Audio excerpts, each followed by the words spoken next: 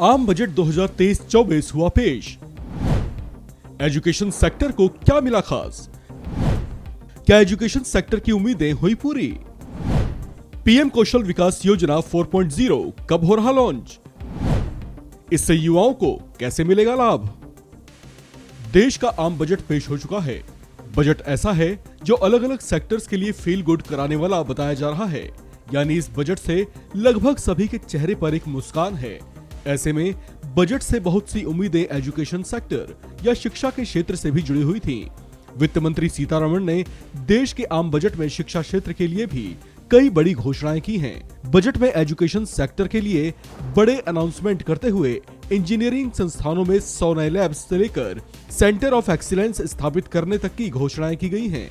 उम्मीदों के इस बजट को लेकर कहा जा रहा है कि ये बजट उम्मीदों के करीब ही है, क्योंकि अलग अलग सेक्टर्स के लिए कई बड़ी घोषणाएं की गई हैं। बजट में एक बड़ी घोषणा करते हुए वित्त मंत्री निर्मला सीतारमण ने बताया कि जल्दी ही पीएम कौशल विकास योजना 4.0 की शुरुआत होगी।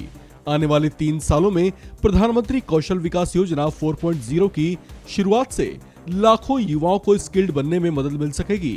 इसके साथ ही देश भर में 30 स्किल इंडिया इंटरनेशनल सेंटर भी खोले जाएंगे। कुल मिलाकर नए बजट में युवाओं पर खास जोर दिया गया है।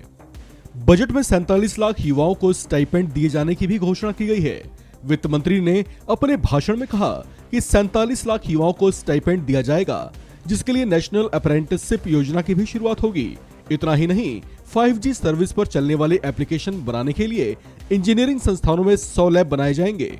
इंजीनियरिंग लैब में कुछ ऐसे एप्लीकेशन बनेंगे जैसे smart classroom, precision farming, intelligent and transport systems.